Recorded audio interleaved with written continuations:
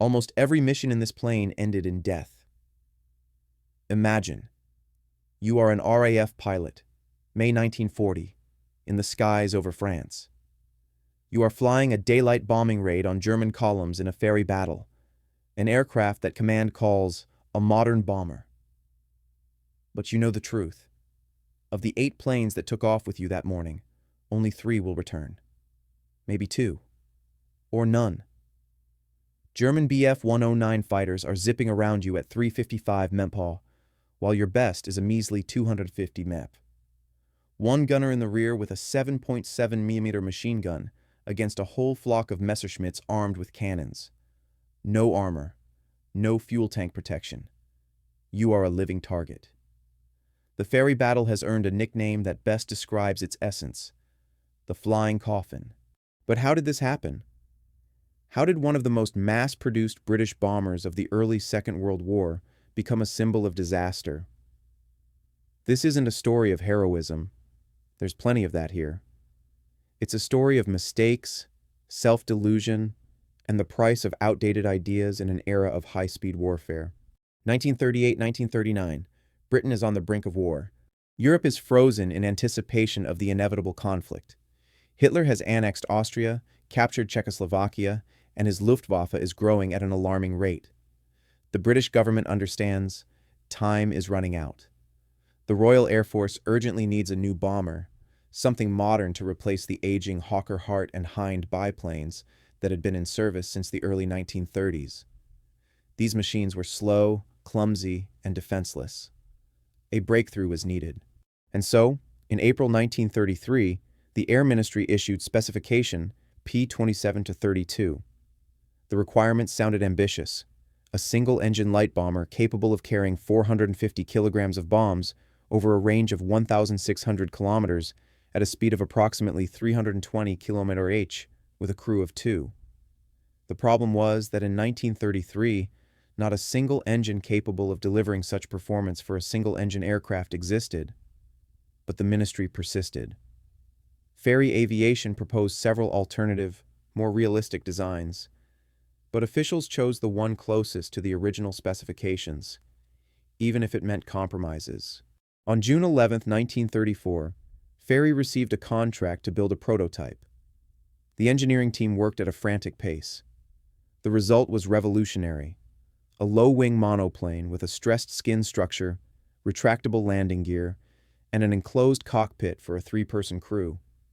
The aircraft was powered by a new Rolls-Royce Merlin engine, the same one that would later make the Spitfire and Hurricane famous. The bomb bay held 4 110-kilogram bombs, with 2 more suspended under the wings. Externally, the Fairey Battle looked like a scaled-up fighter, elegant and agile. Initial testing was successful. Production began in 1937, and by the start of the war, the RAF had received hundreds of these aircraft. On paper, everything looks great. The Battle is a step up from the outdated biplanes. It's a modern aircraft for modern warfare. Or so it seemed. But behind the beautiful facade lies a terrible truth. While Britain was building the Fairey Battle to 1933 specifications, the world of aviation was rapidly changing. Germany was already testing the Junkers Ju-87 Stuka, a dive bomber with a death siren, and the Messerschmitt Bf 109 fighter, which by 1940 reached speeds of up to 575 km/h, 355 mph, and was armed with 20mm cannons. British strategists still believed in the concept of a slow-day bomber that would methodically deliver precision strikes against ground targets. They believed that speed was secondary, and that range and bomb load were more important. They were wrong. By the time the Fairey Battle entered service, it was already obsolete. A top speed of 414 km/h at 4,600 meters seemed good in 1936, but by 1940, it was a fatal weakness. Armament? One fixed 7.7mm Browning machine gun in the starboard wing for the pilot, and one movable Vickers K 7.7mm machine gun for the rear gunner. Against a fighter with 2 cannons and 2 machine guns, this was nothing. Protection? No armor for the crew, no self-sealing fuel tanks, 1 tracer bullet into a tank, and the plane would be reduced to a blaze. The Fairey Battle was beautiful, but it was doomed, and soon the whole world would know it. September 1939, the war began. When Germany invaded Poland, Britain and France declared war. This began the so-called Phony War, a period of relative calm on the Western Front, while both sides prepared for the decisive clash. During this time, British Fairey Battle squadrons, part of the RAF's advanced air striking force, were deployed to France. 10 battle squadrons were based there, plus another 6 in Britain itself. Hundreds of aircraft, thousands of crews. On paper, it looked impressive. The pilots trained, practiced formations, and carried out reconnaissance flights. No one knew what awaited them. But soon, everything changed. Mai 10, 1940, Blitzkrieg. Early in the morning, German forces launched an offensive into France through Belgium and Luxembourg. Guderian and Rommel's tank columns broke through the Ardennes, the Luftwaffe dominated the skies, and paratroopers captured key bridges. The entire world stood in shock at the speed and brutality of the German war machine. British command issued the order. Battle squadrons were to immediately strike the German forces. The first missions began as early as May 10th. Aircraft flew in groups of 8 to 10 aircraft to attack enemy crossings, bridges, and columns. The results were horrific. German Messerschmitt Bf-109 and Bf-110 fighters intercepted the slow battles before they even reached their targets. The Bf-109 reached 575 km/h, 355 mph, versus the battle's measly 414 km/h, 255 mph. The Germans simply strafed the British bombers as if they were on a firing range. One after another, the bombers fell in flames, leaving black columns of smoke over the fields of Belgium and France. The crews that managed to drop their bombs tried to break out, but only a few returned to base. As early as May 11th, No. 12 Squadron attempted to attack 2 German-captured bridges over the Albert Canal in Maastricht. All aircraft were shot down before reaching their targets. Not a single crew returned. May 14, 1940. Black Thursday at Sedan. That day went down in RAF history as one of the bloodiest air disasters. The Germans broke through the defensive line near Sedan, where the Meuse River forms a critical barrier. Panzer Corps rushed across the river on pontoon bridges, and the British command desperately tried to stop them. Their only hope was to bomb the crossings. This task was assigned to the battle squadrons. On the morning of May 14th, 10 Fairey Battles attacked the pontoon bridges near Sedan. They broke through to the target and dropped their bombs, with no losses. The mission seemed successful, but this was only the prelude to disaster. That afternoon, a massive group of 71 battle bombers took to the skies, the largest operation of the entire war. Their target was the same bridges. The planes flew in tight formation, without fighter cover. The Germans met them with anti-aircraft fire and entire flocks of fighters. The Bf-109s pounced on the defenseless bombers, shooting them down one after another. The battle pilots tried to drop their bombs, but the Germans prevented them from aiming. The planes went down in flames, the crews burning alive or crashing to the ground. The gunners desperately fired their single machine guns, but it was like shooting a tank with a slingshot. Of the 71 battles that took off, only 31 returned home. 40 aircraft were shot down, over 56% of the losses in a single raid. No. 218 Squadron lost 10 of its 11 aircraft. This was an absolute loss record for the RAF during the entire Second World War. Never again would the RAF experience such a loss rate in an operation with an equal number of aircraft. The crews knew they were heading to their death. One of the surviving pilots later recalled, "We knew our chances were slim. We saw our comrades falling. We knew the German fighters were faster, stronger, and better armed. But orders were orders. We flew." After the May 14th crash, the 2 worst-hit squadrons were disbanded to replenish the remaining units. Command concluded that daylight raids on Fairey Battles were suicidal. The aircraft were reassigned to night operations, where they could at least avoid fighters. Before the evacuation from France in June 1940, The battles flew approximately 200 night sorties, losing only one aircraft. But from time to time, the situation forced them to use them during the day, and the carnage began again. Overall losses in France were catastrophic. By the end of the French campaign, British squadrons had lost approximately 230 ferry battles. Hundreds of pilots, navigators, and gunners were killed or captured. Some aircraft were destroyed by their crews to prevent them from falling into German hands. Of the 10 squadrons that fought in France, 2 were completely destroyed, while the rest suffered horrific losses. One tragic incident occurred on June 10, 1940, when No. 103 Squadron attacked a bridge over the Seine near Vernon. The aircraft were flying without fighter cover. Suddenly, they were attacked by fighters. The crews thought they were Hurricanes, but in reality, they were French Caudron 714s piloted by Polish pilots.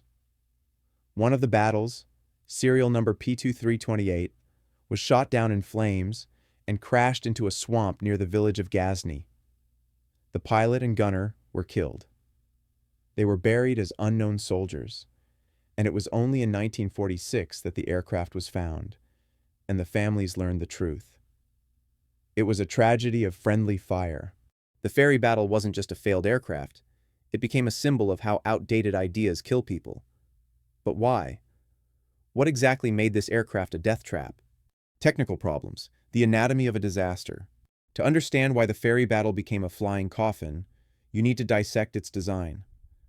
On paper, everything looked good, but in real combat, every element of this aircraft became a fatal weakness. Problem number 1, speed. The battle's top speed was about 250 mph, 414 km/h, at 15,500 feet, 4,600 meters. This sounded impressive in 1936 when the aircraft was being designed, but by 1940, it was catastrophically slow. The German Messerschmitt Bf 109E fighter reached speeds of up to 355 mm/h, 575 km/h, 100 mph, 160 km/h faster.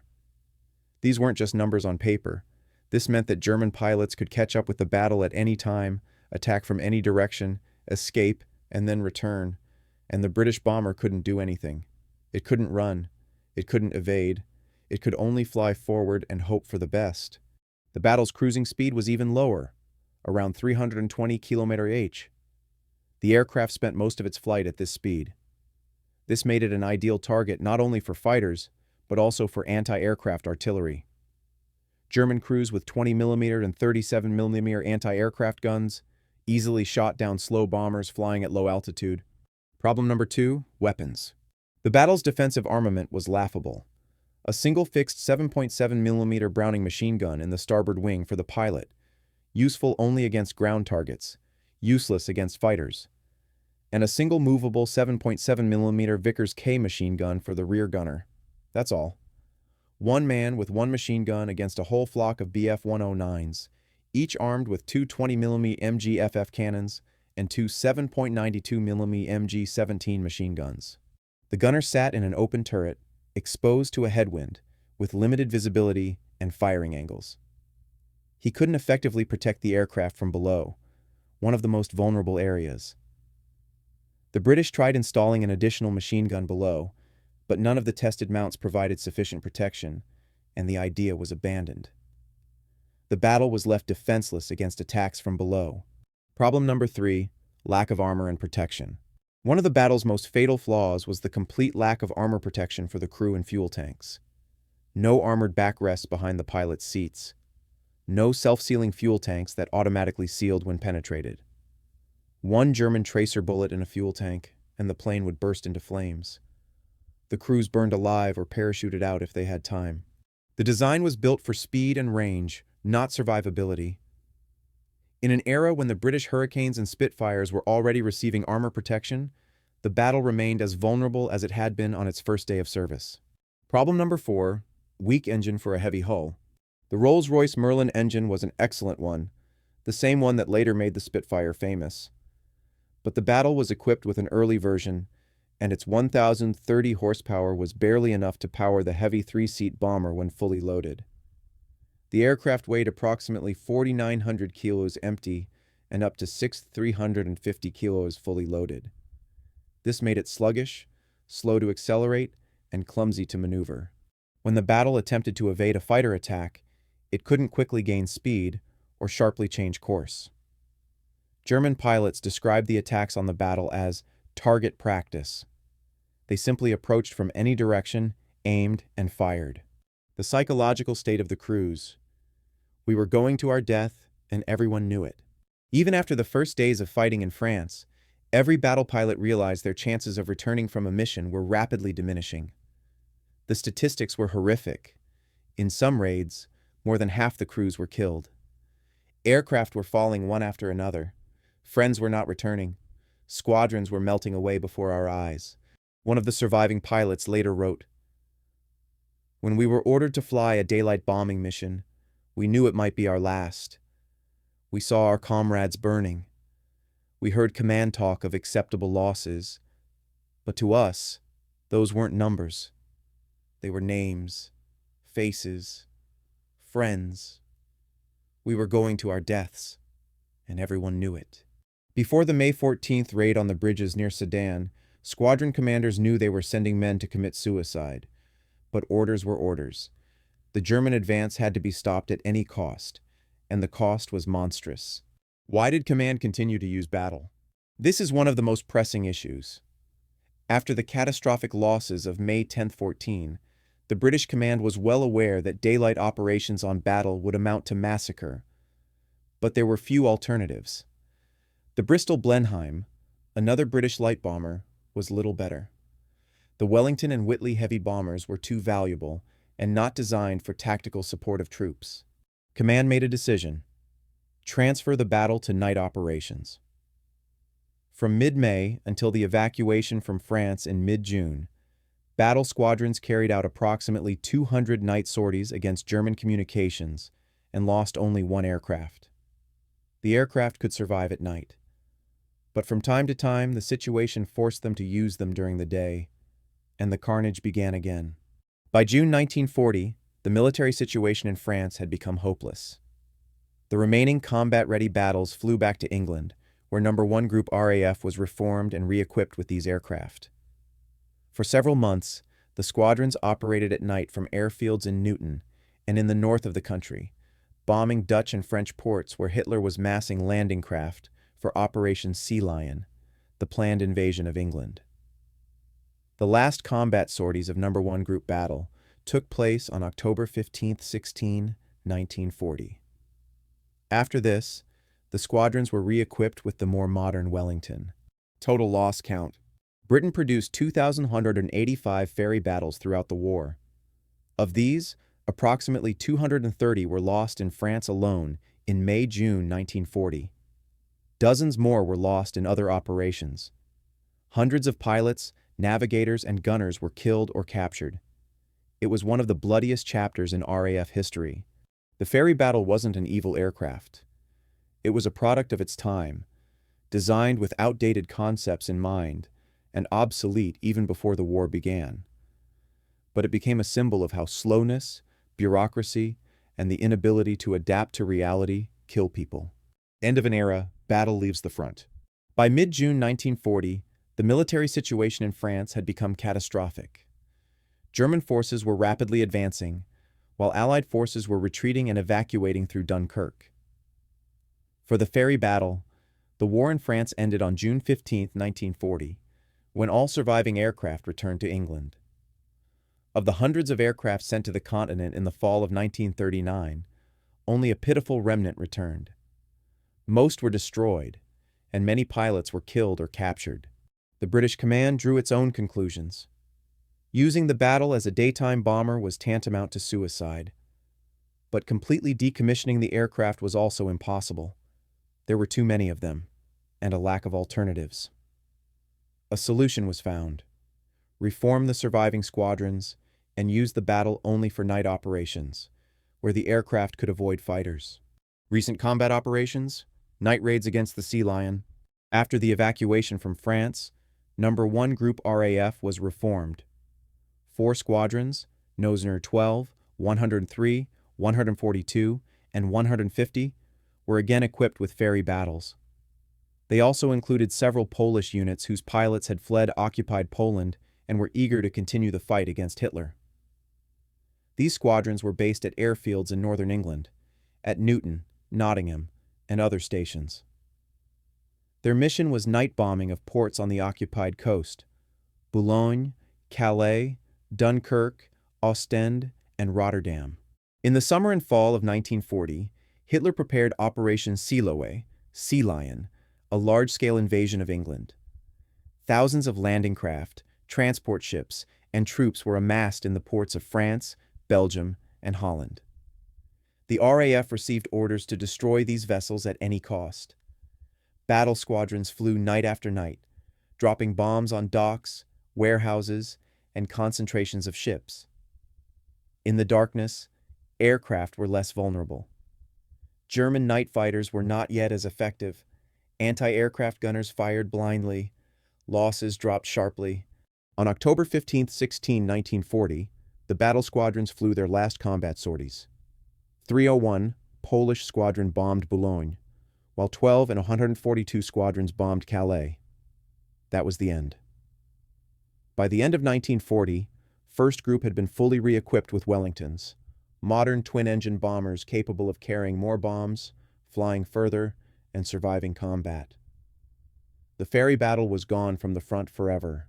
Exceptions: battle in other theaters of war. Although the battle's combat use in Europe ended in October 1940, several squadrons continued to operate these aircraft in other regions. Nose 88 and 226 squadrons, reformed after the French disaster, received new battles and patrolled the coast of Northern Ireland until the end of 1941. Their mission was to prevent the landing of German agents and saboteurs. There was almost no fighting. In July 1940, No. 98 Squadron, also flying battles, was transferred to Iceland. There, as part of No. 15 Group Coastal Command, the aircraft spent 11.5 months performing anti-submarine patrols and convoy escorts. This was monotonous and dangerous work over the icy waters of the Atlantic. The last British combat flight of the battle took place in July 1941, when the squadron was re-equipped. In East Africa, South African squadrons, Nose 11 and 12, flew battles from June 1940 to August 1941 against the Italians in Ethiopia, Eritrea, and Somalia. Where the enemy lacked modern fighters and anti-aircraft artillery, the battle performed quite well. The aircraft bombed Italian fortifications, warehouses, and convoys. Losses were tolerable. But by 1941, the South Africans also began receiving more modern aircraft, and the battles were relegated to training units. Second life, training aircraft. After being decommissioned, thousands of Fairey Battles weren't sent to the scrap heap. The aircraft were converted into training aircraft. Their armament was removed, their cockpits were refurbished, and additional instruments were installed. The battles were converted into bomber trainers for pilots, navigators, and gunners. They were used in the UK, Canada, Australia, and South Africa. Canada received 739 battle trainers, Australia 334, and South Africa about 150. These aircraft served in training schools until the end of the war, training crews for the Wellington, Lancaster, and Halifax. Thousands of pilots gained their first experience in the battle, despite knowing it was a failure. But as a training platform, it was quite suitable, controllable, reliable, and easy to maintain. Some battles were used as target tugs for anti-aircraft and fighter training. Others served as liaison aircraft. By the end of the war, most were decommissioned and broken up for scrap. Of the 2,185 battles produced, only a handful survive to this day. Legacy: lessons from disaster. The Fairey Battle became a symbol of one of the most tragic mistakes in aviation history. It demonstrated that beautiful design and technological innovations mean nothing if an aircraft doesn't meet the realities of war. The battle was designed for concepts from the mid-1930s, when military strategists still believed in slow daylight bombers methodically attacking ground targets. But by 1940, the world had changed. War had become fast, brutal, and merciless. Fighters reached speeds of nearly 600 km/h, anti-aircraft artillery became deadly, and blitzkrieg tactics demanded speed and adaptation. The battle failed to adapt. It was too slow for this new war. The lessons learned from the battle disaster transformed British air doctrine. Commanders realized that daylight bombing without fighter cover or using obsolete aircraft was tantamount to massacre. A new era dawned. The advent of high-speed bombers like the de Havilland Mosquito, capable of outrunning fighters, and heavy night bombers like the Avro Lancaster, capable of carrying tons of bombs under cover of darkness. Memory Museum exhibits. Today, several Fairey battles are preserved in museums as a reminder of the cost of mistakes. One is at the Royal Museum of the Army and Military History in Brussels. Another is at the Canada Aerospace Museum in Ottawa. Several more are scattered among private collections and storage facilities. These machines stand as silent witnesses to the tragedy, a reminder of the hundreds of crews who perished in aircraft that were doomed from the start. Fairey Battle wasn't evil, it was just too slow for a new war. This phrase best describes the essence of the tragedy. The battle wasn't poorly designed. Its engineers weren't incompetent. The pilots who flew it weren't cowards. On the contrary, they were heroes, facing their deaths with their eyes open. The problem was different. The world had changed faster than aviation doctrine. By the time the battle entered service, the concepts under which it was designed were already outdated. The War of 1940 was nothing like the war planned in 1933. In the early 1930s, military strategists believed that bombers could methodically destroy ground targets while flying at medium altitudes during the day. They believed that accuracy was more important than speed. They believed that fighters could not effectively intercept bombers at long ranges. All these beliefs were shattered in May 1940, when German Bf-109s plowed through the slow battles as if they were on a firing range. History isn't just about heroes, it's also about those who were forced to die in vain. When we think of World War II, we often imagine heroic stories. Spitfire pilots defending Britain in the Battle of Britain, Lancaster crews bombing Germany night after night, tank crews breaking through the front lines. But there's another side to war. Those who died not because they were weaker than the enemy, but because their commanders sent them out with outdated equipment. The Fairey Battle pilots knew they were going to their deaths. They saw their comrades fall. They knew the statistics. But they flew anyway, because it was their duty. Their heroism is undeniable. But their sacrifice was in vain. Not because they fought poorly, but because they were sent to fight in an aircraft that could not survive another war. May 14, 1940, numbers that cannot be forgotten.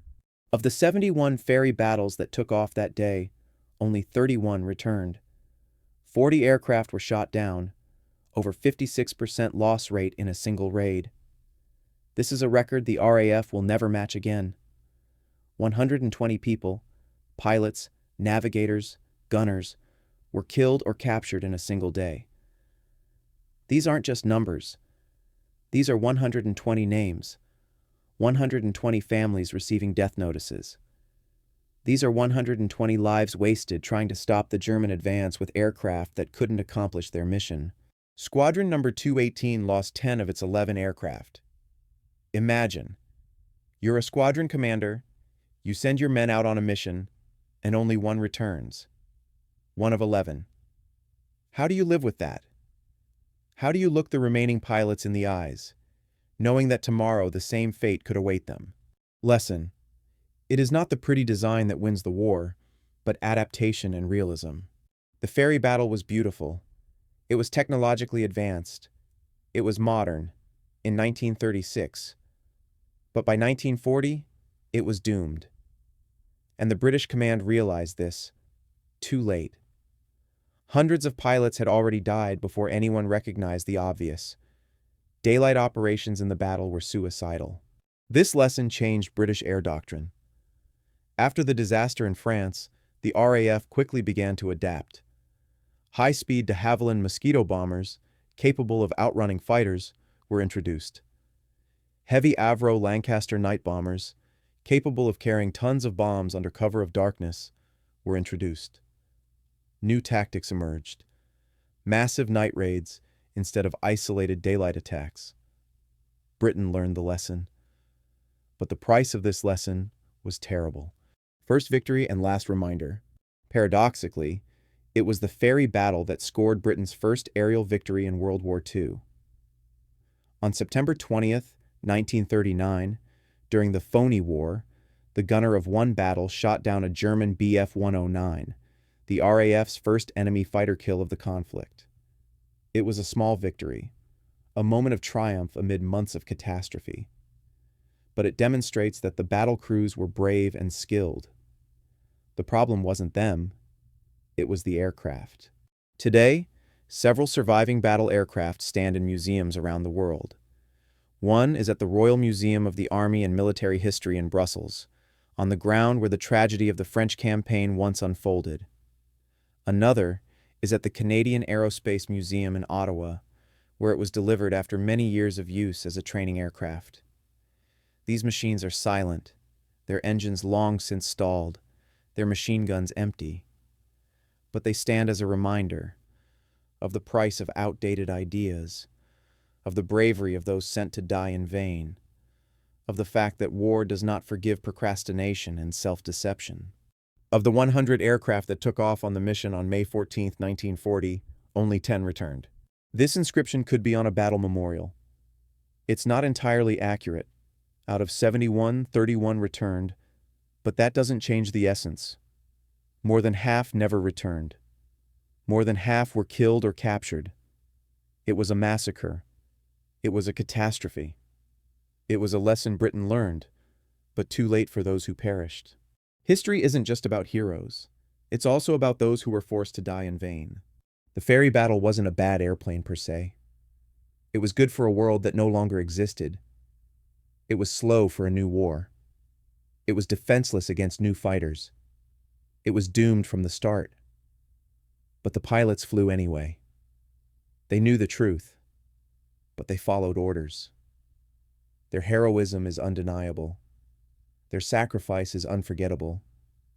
And their story is a reminder that war demands not only courage, but also realism. Not only determination, but also adaptation. Not only beautiful designs, but also the brutal truth. The Fairey Battle was a flying coffin, but it was also a witness to bravery, a symbol of mistakes, and a lesson for the future. And as long as we remember its story, we remember those who died aboard it. Not because they were weak, but because they were sent to fight with aircraft that could not survive another war.